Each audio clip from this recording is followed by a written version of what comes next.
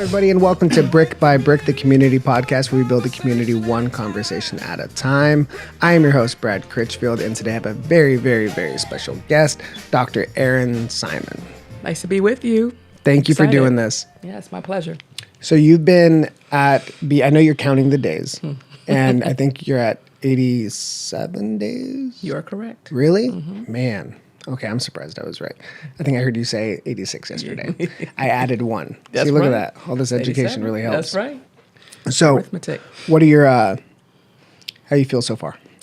I'm feeling great. I feel nothing but just this warm welcome from our community, of course, from the Board of Education, my amazing bosses, by the way. And just everyone. We're all right.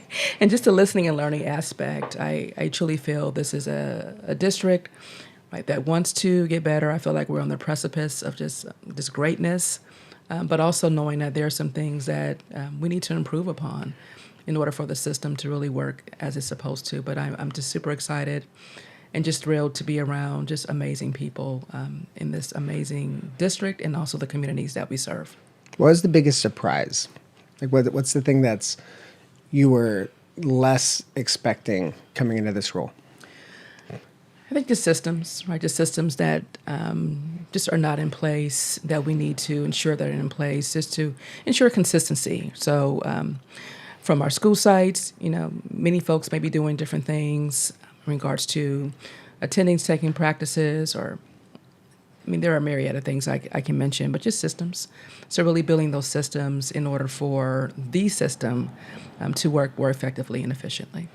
My favorite part of last night's board meeting was when President Stewart was talking about just like the consistency, say, even with tardy. Mm-hmm. I think that was a really good example. Yes. Do you see a lot of that throughout the district?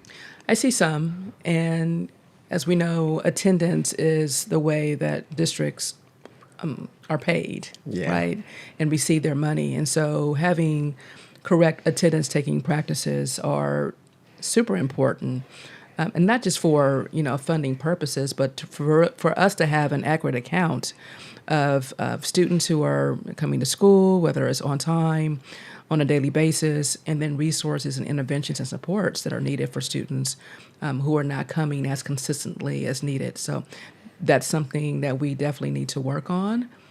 Again, not just from a fiscal standpoint, but to ensure that our students are there and that they're learning. Yeah. Did you always want to be a superintendent? Yes. I always tell folks I've been working for this exact moment my entire career. So coming in as a teacher at the age of 23 years old, working with our students with disabilities, also coaching. I just always felt compelled to be a leader and to have impact, right, to really change the trajectory of many of our students' lives and working with families and communities. That's something that I grew up with, and I always tell this conversation just with my grandparents and my mother and my extended family. Family members that still to this day believe in the heart of community and that support and that education is the key to unlock unlimited potential.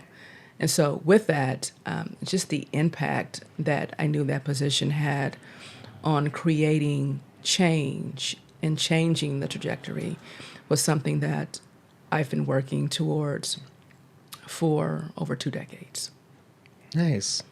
When you think of in your role, in leadership role, do you have a leader that you work to emulate, somebody you admire, somebody that you look at and say, like, that's the type of, not necessarily impact, but like presence-wise, how I want to be? Like, who's that shining example for you? So there are two, and that lends itself to, well, actually there are three. My former superintendent, Mr. Chris Steinhauser. He's awesome. He's an amazing, not just mentor, but also a sponsor of mine. But I remember when I started in the Long Beach Unified School District, I remember him saying, look, you ready to work? We work in this district. And I'm counting on you, right, to change systems in many aspects of the work. But I watched him for 6 years, because I know he left before Dr. Baker took over. And I watched him consistently just work hard, build systems, Have his, own communication style, work well with the board to build a great governance team, work with the community, while also spending just that quality time with his family that I know means a lot to him. But I learned from him about being consistent, being vulnerable, being transparent, and just being ready to say, yes, we're going to do this, or no, we're not going to do this, and give reasons why.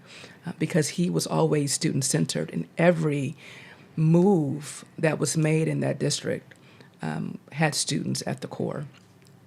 There's also another amazing person. Her name is Dr. Judy White, who did amazing things in the Moreno Valley Unified School District, was the first woman of color to serve as the Riverside County Office of Education Superintendent, someone who was a coach for me, but again, that steady leadership, leading from the soul, leading from the heart, building community, whether that's faith-based, working with families, and so many aspects of that, because all that becomes a domino effect in your school, in your district. And if you don't build community and forge those strong relationships, it does become harder to move the system along.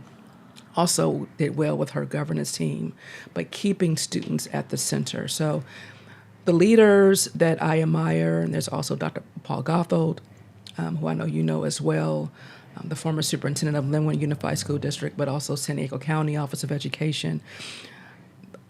All three former superintendents lead from the heart. They lead from the soul. They keep students at the center of every decision, but they also understand the importance of building and forging partnerships with community and with parents and having that two-way communication in order for school systems to thrive. So I've learned from each of them in preparation for this job to do that. When is it hardest, or when is the most challenging to lead from the soul and lead from the heart? When do you find yourself really having to grapple with that? Like, are there times where certain instances you like really have to like hone in on that intentionality? Then we think about just fiscally. We know that a lot of districts are struggling right now from a fiscal standpoint, knowing that money is not being provided from a COLA standpoint and many other aspects. You also have, right, the rising costs of special education and not being funded right at that 40% as the federal government has promised districts, and we're only at 10% right now. So fiscally, you can get in this tug of war sometimes with, programs and such. But I think for superintendents and new superintendents like myself is really working with cabinet and our CBO to build guardrails around that. So then it becomes really not a tough decision. You have those guardrails and what you are protecting, even if you are slightly hurting fiscally, you are still keeping guardrails around those core activities and programs that you agreed upon that are not going to be touched. And it makes it a lot easier once you have, again, those systems and those guardrails into place. Right. I think that's probably the hardest part for me, when it becomes a it's a challenge of scarcity and limited resources, right? Because everybody wants to provide everything. Everybody wants to like just say yes to everything. That is true. And then when you look at the big picture, the impact that a dollar spent is a dollar not spent.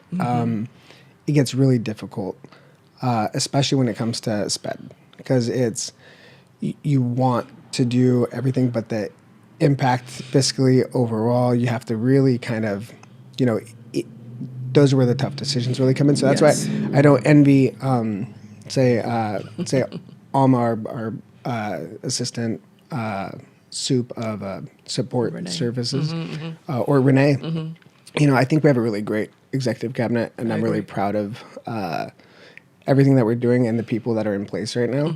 I think we have a lot of, I don't want to say untapped potential. We have just a lot of potential, and I think we're doing the work, and I think the community is going to see that play out over time and see the results of that.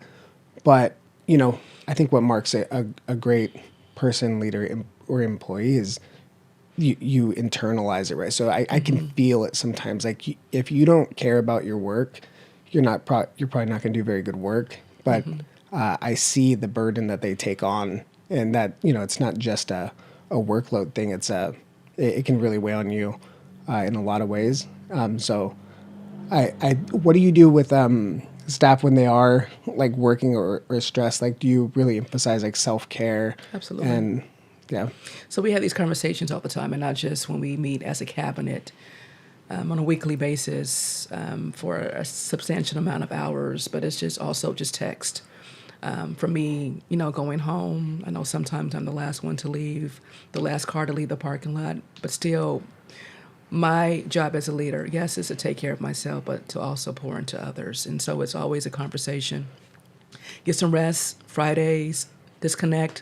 I'm only going to call you if there's an emergency. What are you doing to disconnect? What is your self-care?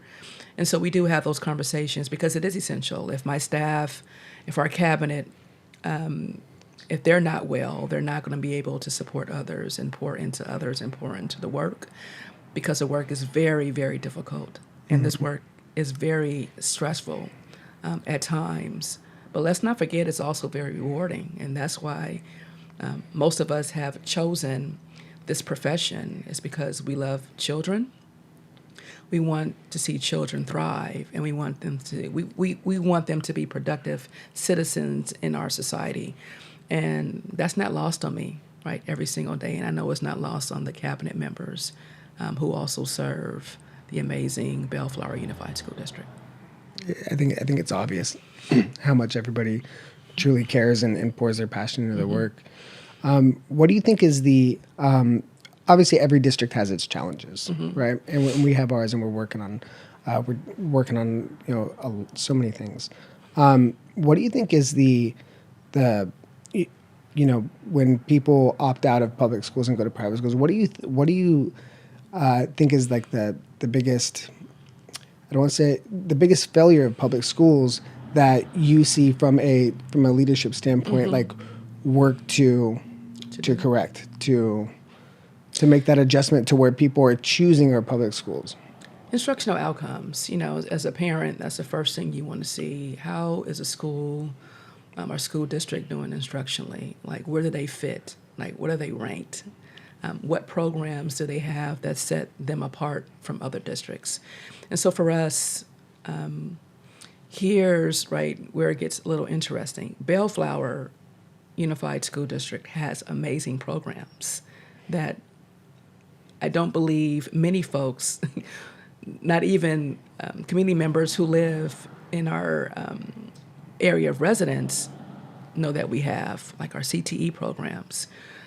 Our programs that we have with Cal Apps, such as aviation and auto. And I was at a class just 2 nights ago, fashion, law enforcement, fire, makerspace, where we have esports, right, where students are building in makerspace, actually drones, but our amazing dual immersion program with ILC, our Los Flores, our independent study program. Many community members don't know about the amazing things, so we have to highlight that much more, but also just instructionally. Instructionally, we are seeing some gains, but instructionally, we have a lot of work to do. Yeah.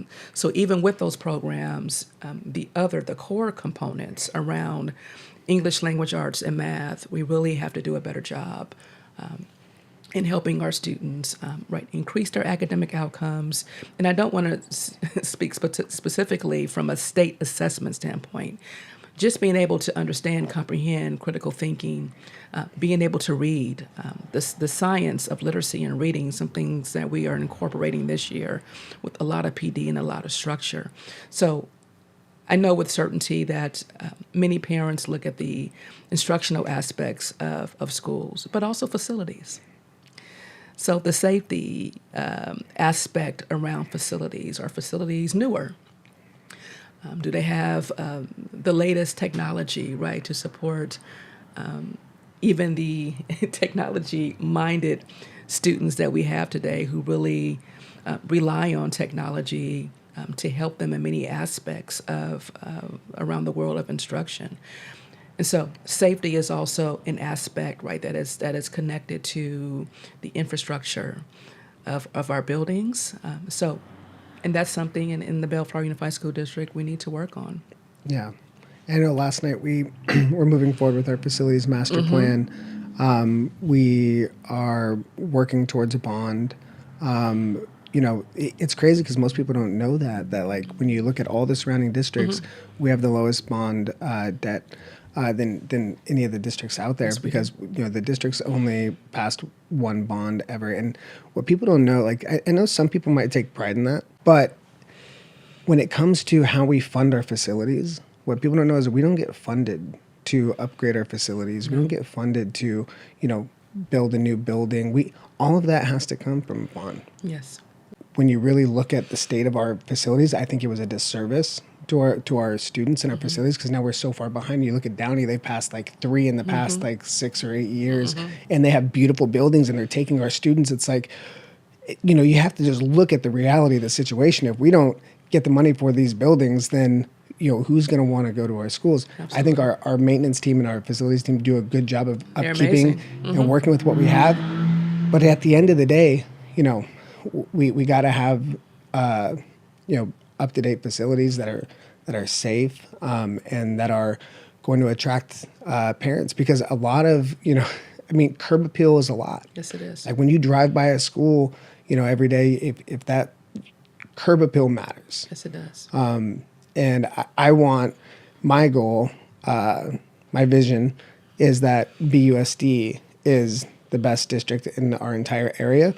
And Lakewood being serviced by 4 different school districts, I want BUSD to be the school in Lakewood where people go like, I'm going to buy a house across the street that way. That's right. Because I want to be in that school district, because we do have amazing programs. That's right. And we do have amazing staff, and we have amazing momentum going forward. And I want us to shine. I would totally agree. And to your point, a huge shout out to our FMOT team, facilities maintenance, operations, and transportation. Awesome. From Mary, from Vince, from Patrick, from Kevin, from everyone over there. They all do an amazing job keeping our schools clean, painting as needed, anything you ask of them, power washing, just making sure that our schools, especially from the outside to the inside, are super amazing. And to your point, our Bellflower Unified School District being the best in this area, I would say yes and, right? So yes, locally, but from a national standpoint, also recognized, right, for amazing programs, for outcomes, and for ensuring that students can graduate college and career ready. And I know that's something that we can do. It may take some time as we're building these systems, but I believe, again, that Bellflower Unified is on the precipice of greatness. Yeah. Can I tell you one of the hardest parts about being a board member? When so let me see, how do I say this? When we talk about, and maybe you can relate, when you talk about what you want to see improve or what could be better or some challenges, there's like that, it is what it is, but then you start thinking about the people that are responsible for those areas, and you go like, damn, dude, I don't want them to feel a certain way, right? I don't want them to feel like I'm coming down on them. So you're like, I always feel the need to be like I love the person, like they're doing a great job, but and then you have to set up it's about the resources that they're getting, and then validate their effort and their expertise. But that is kind of a struggle, because there's a real human element, and that human capital is so important. And the last thing you want to do is lower their morale. Got it. Because you're addressing something that they oversee. So I was saying man, I love Patrick. I think he bleeds Mayfair blue and does all this stuff. And I want that school to be the best. And the great thing is when you have staff that they want the same thing you do, it's it's in partnership. Yeah. I'm speaking out in support of this in partnership, not, against what's going on right now. I agree. And, you're a sports, person as well. And, we were always taught that, hey, pressure is a privilege. So even in this work, yes, there's an extreme amount of pressure to always do better within the system. And so I would just say each of our cabinet members understood the task and the responsibility, the weight of the responsibility when they took the job. And so for us it's about pushing the system along, having goals, having actions, having measurement tools, right, to see if we're on track and to course correct as needed. And these are conversations that we are having even more intentionally this year around that aspect. And this is why I believe we're going to get to where we want to be, and probably even more, by building those systems and doing the hard work. Yeah. And we do have some, I mean, there's things that have been talked about for quite some time. And what I love about you, and I think I shared this with you last week, is there's some things that were talked about before you arrived in BUSD that like you're just doing naturally, that we haven't had to, push and like say, hey, we got to do this, we got to do that. And that really helps the role as a board member of like when you don't feel the need to like press on something, it's just you're doing it, like the community outreach, the events, all that. And tomorrow we have an event, right? You want to talk about that? Yeah, so we have our first inaugural, I believe, special education conference that would take place, at Bellflower High School Gymnasium. And there's and it's not just special education; it's also student support services as well. And we really implore our parents and our guardians and our community members to come out. But many aspects on parents, understanding more about the IEP process, present levels of performances and goals and what those means, understanding a psych evaluation and assessment, but also conversations around attendance and why attendance matters, mental health and issues, and how parents can reconnect or connect right with their students on another level, especially to have conversations around mental health and trauma and how they're feeling and how they feel safe and supported at school. So I'm super excited about this. A huge shout out to our assistant superintendent of school support services, Ama Uyoa, for providing, and her team for doing this great work, and super excited about our keynote speaker, Dr. Betters, who I've heard, who is a truly inclusive warrior, who is really going to shed some good light with our parents and guardians tomorrow. So super excited. That's awesome. I think it's gonna be good. And I know it's great because I got an email last week from a community member asking if they can go. They don't even go to our district, and I'm like, that's when like things are going good, when people from outside the district are saying, hey, you guys are doing that over there. Can I I think it's awesome. Absolutely. And just SPED in general. Like I talked to a lot of SPED parents, having a daughter who's in special education. And I'll tell you, they're the most passionate and involved parents. And the more involved a parent is, the more information is necessary, because those are the parents that they're going to advocate like crazy. And it's in the blood of a SPED parent. Like I have it, my wife has it. Like so the more information you give up, you front load the information, they can navigate the supports, they can navigate the system, but you really have to spend that extra time, effort, and attention. And then everything else after that goes a lot smoother, right? So I think it's a great event that we're doing.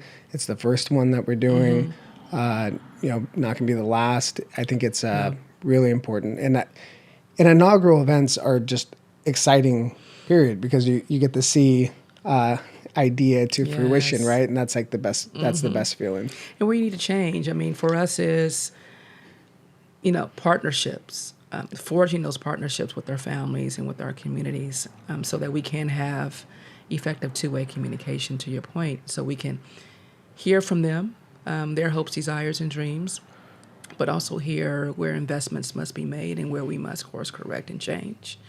And for me, that's the most exciting part, the latter. Where do our parents feel that we still need to make some changes in order for our students to access to curriculum in the classrooms much better, and also to help them as they're navigating with their kids as well. Yeah. And I think from the communication standpoint, I'll tell you, before I got on the board, I remember I wanted to know what was going on. That's how it happens. You start getting involved, and then all of a sudden you're on the board. But I wanted to hear what happened at the board meeting. So I was like, where's the recording? Like, oh, we don't record our board meetings. This is back before I was on the board.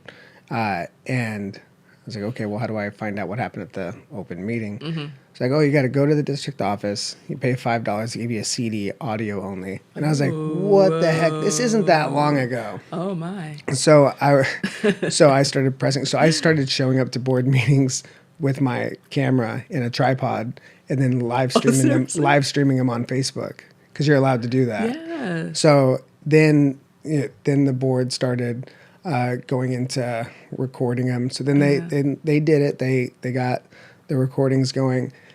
And then one of the first things when I got on the board, I was like, all right, well, it's hard to find our board meetings. So we started looking at that, and then they got on YouTube, and now and it's just like the accessibility, the more people feel like they, whether or not they're going to make a comment, whether or not they're going to engage, the fact that they know that they can, that right there reduces the amount of anxiety it comes to like what's happening behind the curtain. Yeah. Transparency means so much to so many people, totally and the understand. ability to participate is huge. I totally agree. Understand. I mean, I tell folks I'm a parent myself, and so I expect the same thing from my daughter's school. Our son is 20, but for our daughter, let me stop saying my. I didn't have her by myself, but our daughter and the expectations and communication, that two-way communication is definitely expected as well. So I get it.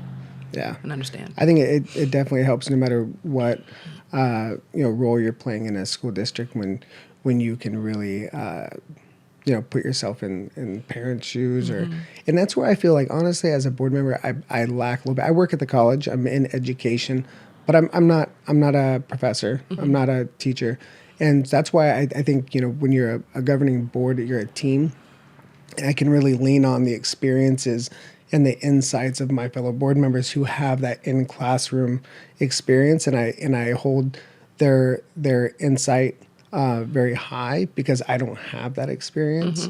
Then when we're talking about marketing, I'm like, hey, yeah, time for you to listen to me now. but that's where like you as a parent, like I always think of like, okay, it probably happened just a few times last night in conversations where I'm like, okay, what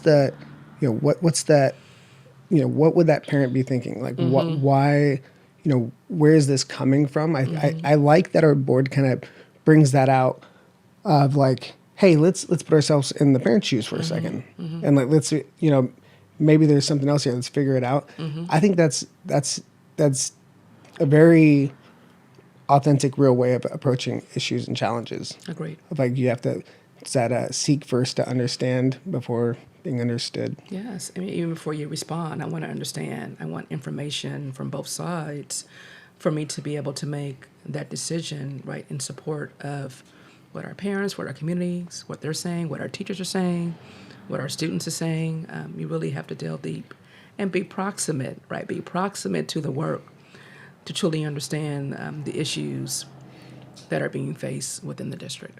And I think that works for board members. I know it's not always a fun thing when a board member comes on campus, like for like an event, because I know there's just it's just normal. Like I see it at the college sometimes. It's like a heightened level of like, oh dang, I wasn't ready for this. Like so like you never want to just drop in, but I like being on campus because you get to see things play out. Whether it was like something just this week, like the bubble run, like seeing the efforts of say our PTA, because you can hear like their report at the board meeting of like what they're doing, but when you really see the impact on kids, right.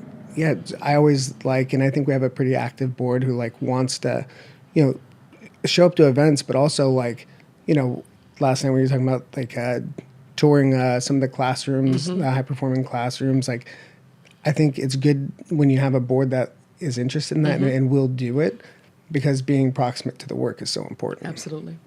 absolutely. So you, I don't want to say assigned, gave us homework.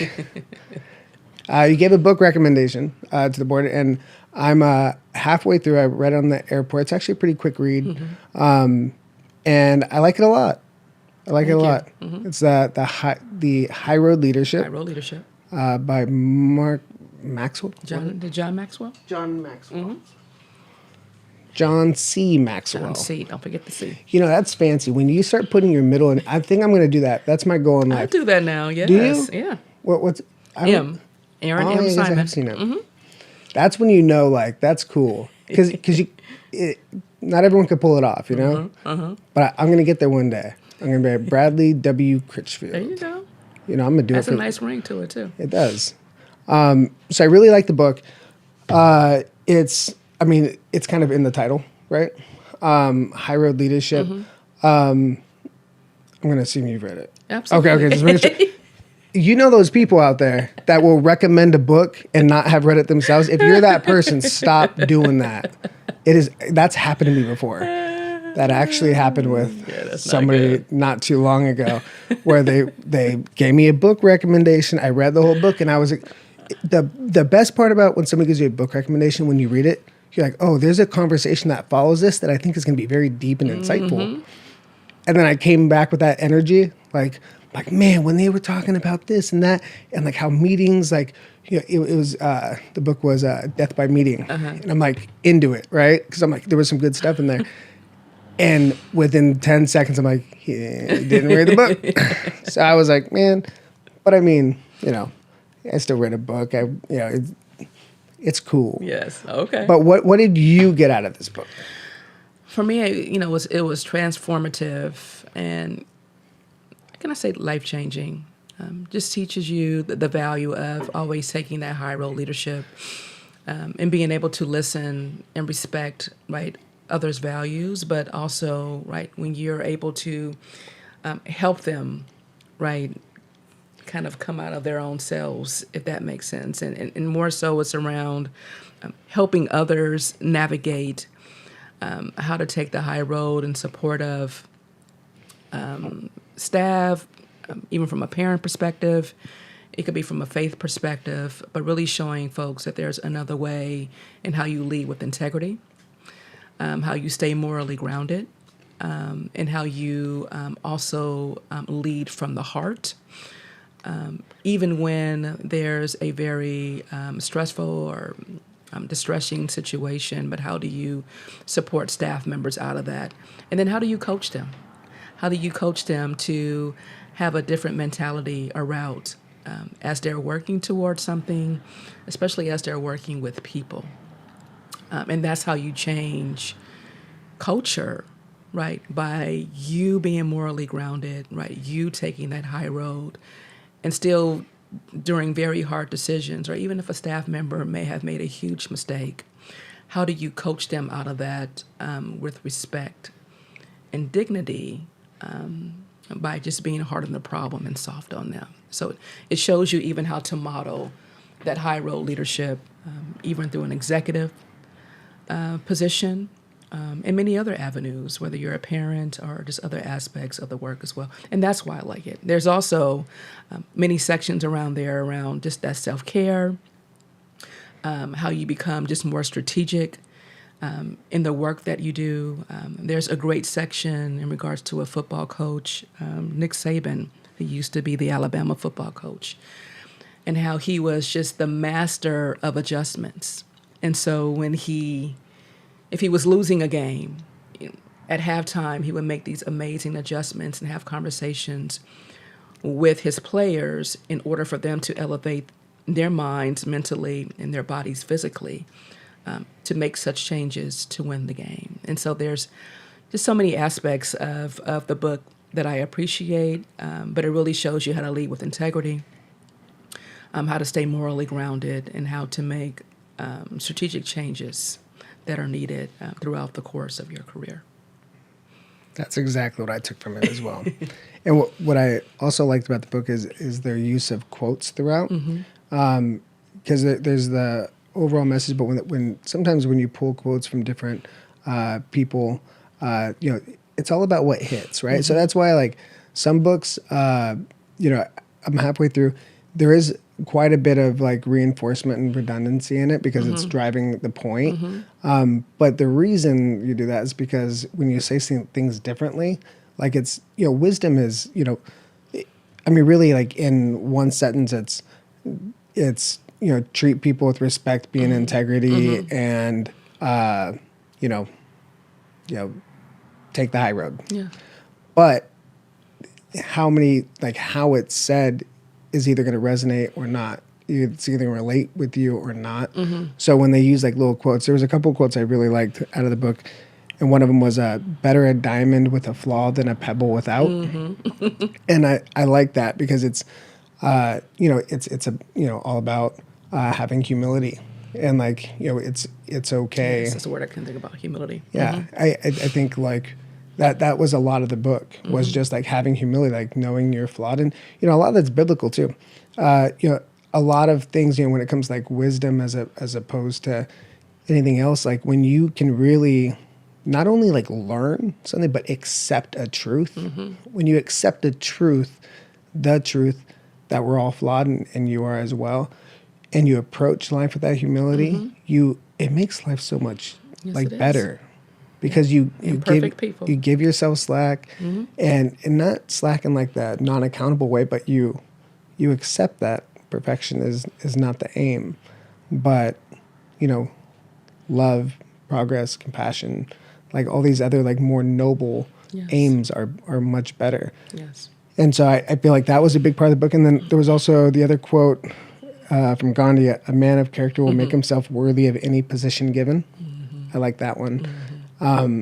Because I think it comes to like the human capital of what we're talking about in leadership of like, you know, identifying character and things that you can put in any position and it's going to enhance that position because the person is worthy. Yes. And really looking at human resource and human capital is like that, like identifying people that have the passion for the work and less on, you know, the individual job titles.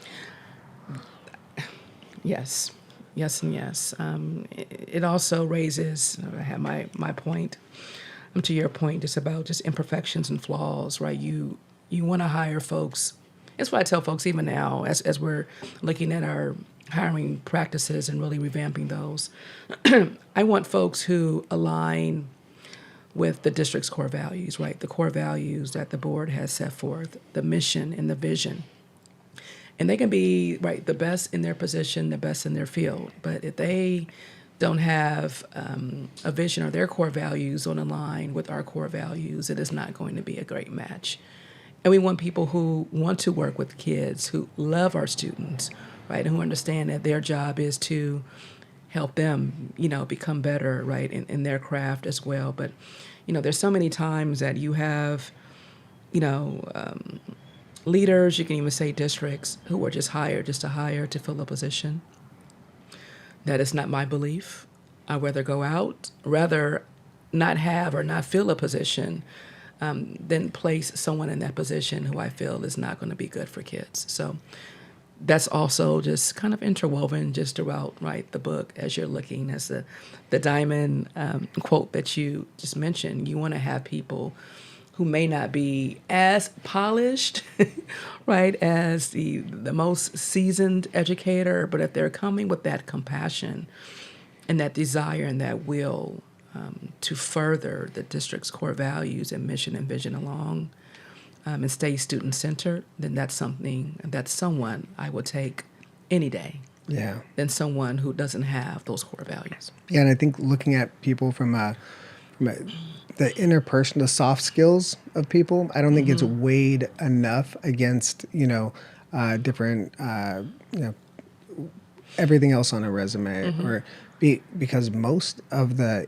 issues and challenges that people will face that makes their job more impacted comes from those soft skills, like how they're working with people, how they're doing things. And if you like invest in those, like it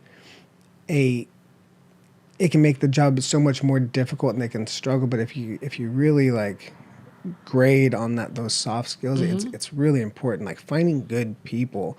I mean, it sounds so simple because you got to check all these boxes and you got to we have requirements, and that's fine. But you have to look for like the right people. Yeah. And also so one of my mentors, Carl Kemp, he's I remember he told me what was the thing he said? He said, "I'd rather teach a fast horse to slow down than spend my time trying to teach a slow horse to speed up." And like that sometimes it doesn't have to be like a Confucius like a diamond quote. Sometimes it's just like, oh, that one makes a lot of sense to me, and I can relate. And it's knowing like you can, if somebody has like that passion and wants to do a whole bunch, like it's you want them to have that capability to be a high performer, and then you can like put them in the you can manage that a lot better. But if you get somebody who isn't even thinking on the tracker or moving towards like wanting to put a lot of effort into a job, it's very hard to pull effort out of people. But it's much easier to it's much more effective to channel people's energy and find ways to use it. And I think that's what people really desire out of a workplace. Like, hey, I got this energy. I wanna feel productive. I want to feel what's the word? Not productive. What's the other word?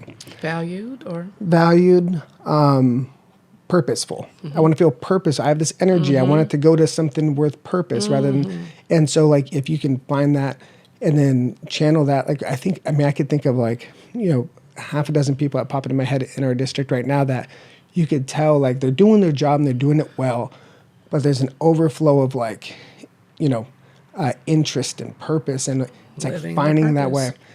One that pops in my head is Dr. Almost. Like I think like his AI work and like I see all the stuff he's doing. It's like you channel that because there's so much that each person can bring to the district that may not fit neatly in their job title. Absolutely. But you can utilize that for the betterment of all. Absolutely. You have to live within your purpose, especially in this work. If you're not living in your true values and your purpose, then you would not be successful as an educator, because you have to love the work that you do, again, for the betterment of students. And one other quote, I don't think it's from the book, but it sparked from the integrity part of it, was abracadabra. So abracadabra is like the magician's thing, but it's actually from Hebrew text, but the translation is, "I will create as I speak." So I always feel like when you are able to take your words, and that's why I think words are so important, when your words become action and become real, that is magical. And so I always like think of that in my head, like abracadabra. Right. And whenever like when the Mayfair Field gets built, I'm gonna be like abracadabra. So like it's your word was bond. Yeah. So it's kind of like my internal thing, but I think that's always been so interesting to me. I love it. Yeah. I love it. Thank you. So Dr. Simon, thank you so much for being here. Actually, I'm gonna ask one more question. Sure. What's one message? I'm gonna have you talk to the camera on this one. What's one message to all of our BUSD students that you want them to hear? I would say number one, just know that you have a board and a superintendent and a cabinet, right, who loves each of you. I know you may say, look, you don't even know me. But the purpose and love is in how we build programs and how we listen, right, in support of you. And so I want you to know that you have the full support of this board, of me, and of others to really serve you well. And I really hope that you're in this space to where you feel like if there's something that's on your mind that you can reach out to me, that we can connect. But I want you to know that you are loved and we are in service of you. What's your advice to our teachers and instructional leaders? Like from that lens, like what's the message there? I think the message is to our teachers, right, we're family, we're community. I want you to know that you're loved as well. And I do want you to know that I am listening to what most of you have expressed to me of what's working well and where investments must be made. And we as a district want you to have the necessary tools and resources, right, for you to be successful, right, in your classroom as well. So I want you to know that you are loved, you are being listened to, and the goal is for us to continue in our partnerships and collaboration, right, to make this district the best, period. Beautiful. Thank you. Thank you for being here. My pleasure. Thank you. And thank you for all the work that you're doing. Thank you. Crihfield. And I'll see you tomorrow. Are you going to come by the... Absolutely. Awesome. So I'm even sporting the shirt. Shout out again to Alma. Go do the last name. I mess it up every time. Uyoa. Uyoa. I people avoid saying my last name all the time, so I don't feel bad. Like it's just like we're just gonna go first name for a little bit. But I practiced his last name. I know how long before I met him personally. It's very bad, especially when you read it. It makes it worse. But yeah, shout out to Alma Uyoa. It's gonna be a great event tomorrow, 8:45 at Mayfair. Bellflower. Oh, you're right. Mayfair. I said Okay. Bellflower. You fact checking me. You fact checking me on my own podcast. My fault. Steam building. Steam building. It's the Special Ed Conference and Community Resource Fair. It's going to be great. We have a lot of great things happening in BUSD with you at the helm. And I'm excited for everything that we have going on. And thank you for watching. And we'll see you guys in the next episode. Thank you. Nailed it. That was fun.